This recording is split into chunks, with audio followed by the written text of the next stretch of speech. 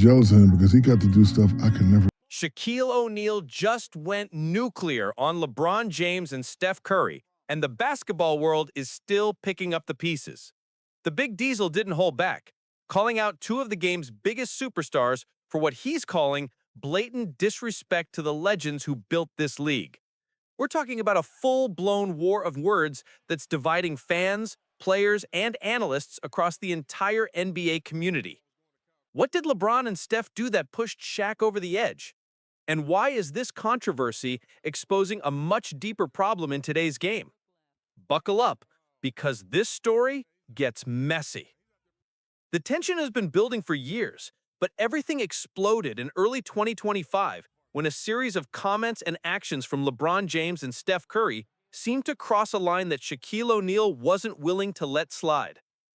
To understand why Shaq went off the way he did, you need to understand the context of what's been happening in the NBA lately. There's been this growing narrative among modern players that the game today is simply better, more skilled, and more evolved than it was in previous eras. And look, there's some truth to that when it comes to shooting, spacing, and certain aspects of athleticism. But what's been rubbing the old-school legends the wrong way is how dismissive some of today's stars have been about the players who came before them. LeBron James, who's in his 22nd season and still performing at an elite level, has been vocal about believing he could dominate in any era. That's fine, that's confidence. But recently, during an interview that hasn't been widely reported in mainstream media yet, LeBron made some comments that essentially suggested that the level of competition he faces today is far superior to what players faced in the 80s and 90s. He didn't say it directly, but the implication was clear. The legends of yesterday wouldn't be able to hang with today's game. Steph Curry, meanwhile, has been on a campaign to solidify his legacy as not just a great shooter, but as one of the most impactful players in basketball history. And he absolutely deserves recognition for revolutionizing the three-point shot. But in doing so, some of his comments have come across as diminishing the achievements of guards who came before him. There was a moment in a recent podcast appearance where Steph talked about how the modern game requires a different level of skill that wasn't as emphasized in previous decades. On the surface, these might seem like harmless observations, but to someone like Shaquille O'Neal, who played against some of the toughest, most physical players in NBA history, these comments felt like a slap in the face to everyone who built the foundation that LeBron and Steph are standing on. Shaq's not just some bitter ex-player looking for attention. He's a four-time NBA champion, a 15-time All-Star, and one of the most dominant forces the league has ever seen. He played in an era where you got hammered on every drive to the basket, where hand-checking was legal, and where players had to earn every single point through physical warfare. And he watched legends like Michael Jordan, Hakeem Olajuwon, Patrick Ewing, and David Robinson dominate without the benefit of modern spacing, analytics, or defensive 3-second violations. So when Shaq heard what LeBron and Steph were saying, something inside him snapped. In late January 2025, Shaquille O'Neal appeared on his podcast and absolutely unloaded on LeBron James and Steph Curry. And we're not talking about playful trash talk or media banter. This was personal. This was emotional. This was Shaq defending the honor of an entire generation of basketball legends. Shaq started by addressing LeBron directly. He acknowledged LeBron's greatness, his longevity, his basketball IQ, but then he cut deep. Shaq said that LeBron needs to stop acting like he invented basketball and remember that he's standing on the shoulders of giants. He pointed out that LeBron has had the benefit of playing in an era with advanced sports science, recovery technology, and rule changes that protect offensive players in ways that didn't exist in the 80s and 90s. You think you could average what you're averaging if you had to deal with the bad boy Pistons? Shaq asked rhetorically. You think you could walk through the lane without getting clotheslined by Bill Laimbeer or Rick Mahorn? The game was different, man. It was war out there. But Shaq didn't stop there. He went after LeBron's leadership style, questioning whether he truly respects the history of the game or if he's so focused on his own legacy that he's forgotten where he came from. Shaq mentioned how players like Magic Johnson and Larry Bird always showed reverence for the legends who came before them, even as they were dominating the league themselves. He contrasted that with what he sees as LeBron's tendency to position himself above everyone else in the conversation. Then, Shaq turned his attention to Steph Curry, and somehow it got even more intense. Shaq questions whether Steph could survive in the physical era of the 90s. Shaq acknowledged that Steph is an incredible shooter, maybe the greatest shooter of all time. But then he posed a question that sent shockwaves through the basketball community. Could Steph survive in the 90s? Could he handle getting grabbed, held, and pushed around every single possession without the refs blowing the whistle? Shaq argued that Steph's game is perfectly designed for the modern NBA, where defensive players can barely breathe on offensive players without getting called for a foul. He said that in his era, guards like Gary Payton, John Stockton, and Joe Dumars would have made Steph's life absolutely miserable with their physical, in-your-face defense. And unlike today, the refs wouldn't have stopped it. You're telling me that the skill level is higher now? Shaq continued. Man, we had to create our own space. We didn't have defenses sitting back in a zone because of illegal defense rules.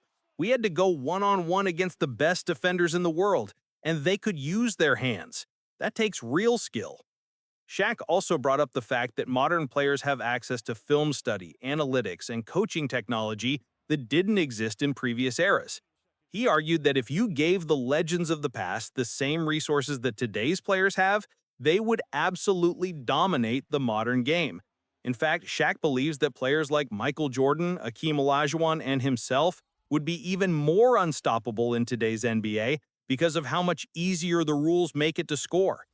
The most controversial part of Shaq's rant came when he accused LeBron and Steph of disrespecting legends, not just with their words, but with their attitudes. He said that there's a culture among some modern players where they believe that nothing that happened before the year 2000 really matters, that the game was inferior back then, and that only now has basketball reached its true potential.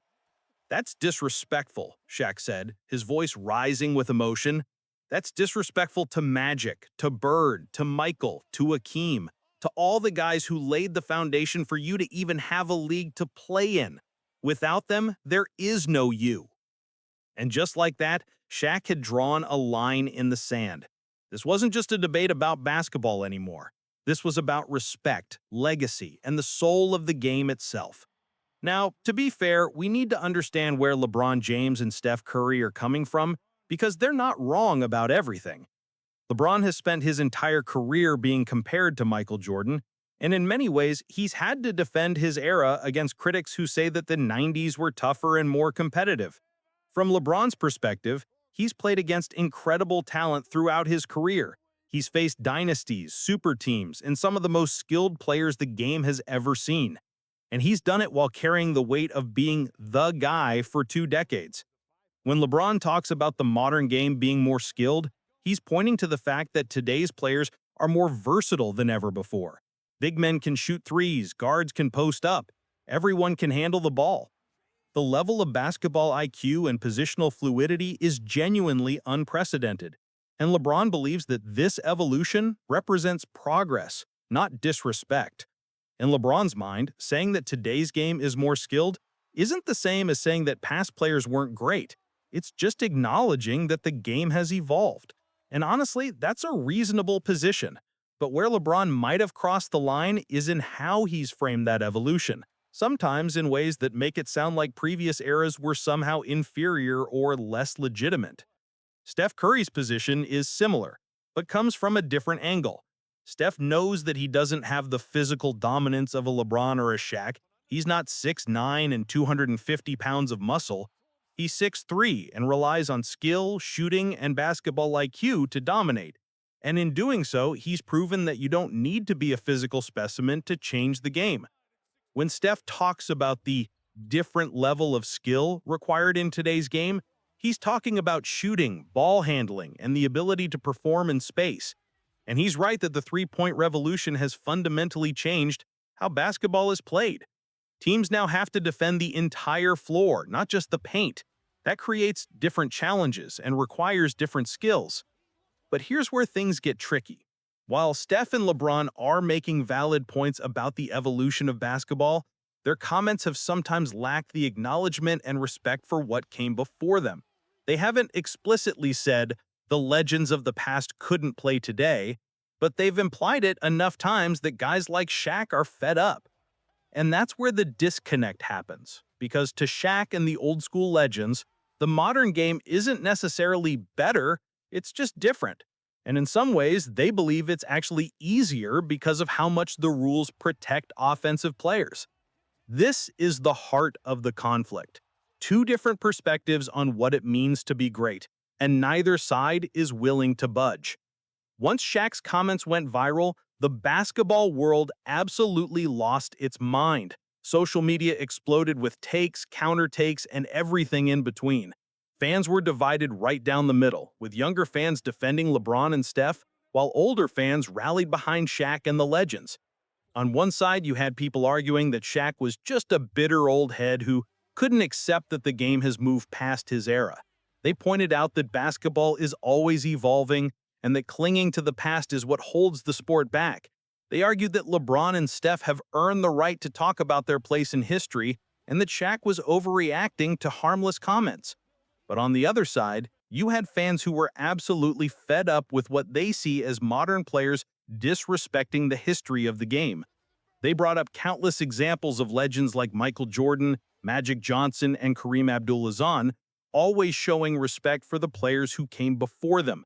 They argued that LeBron and Steph have a responsibility to honor the past, not diminish it. Other NBA players started weighing in too, though most were careful not to take sides too directly. Some active players quietly supported Shaq's position, acknowledging in interviews that they owe everything to the legends who paved the way for them. Others defended LeBron and Steph, saying that they're just confident in their abilities and that people are reading too much into their comments.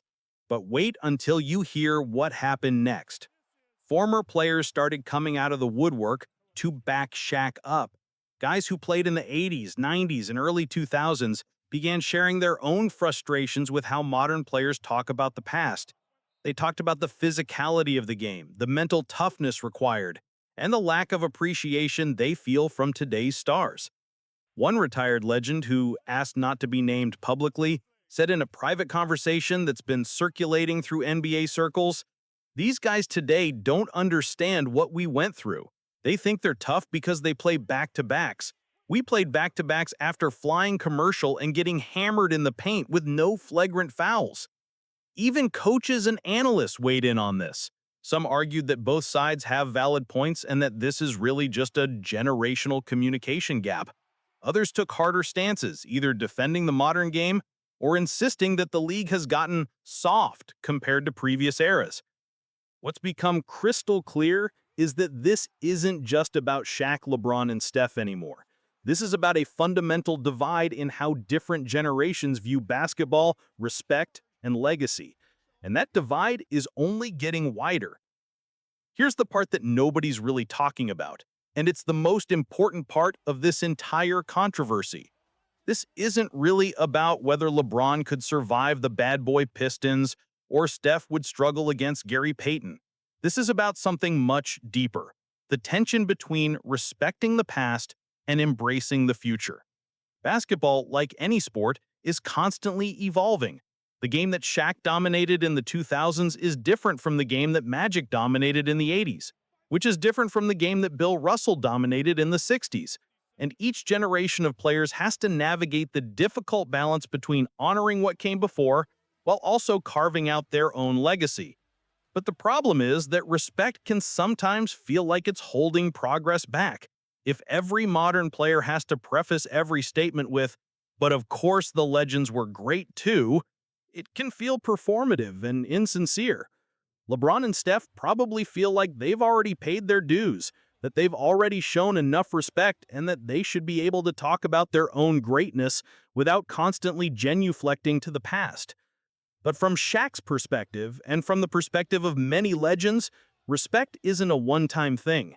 It's an ongoing acknowledgement that you didn't build this sport by yourself, that you're part of a continuum that stretches back decades, and that the only reason you get to play in state-of-the-art arenas with multi-million-dollar contracts and with global media coverage is because the legends before you fought for making the NBA what it is today. There's also an element of insecurity on both sides. Modern players sometimes feel like they're constantly being compared unfavorably to the past, like nothing they do will ever be good enough because Jordan exists.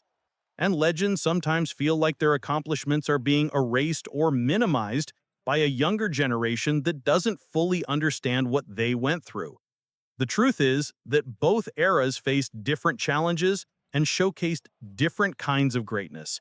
The physicality of the 90s required incredible mental and physical toughness. The skill level and versatility of today's game require a different kind of basketball genius.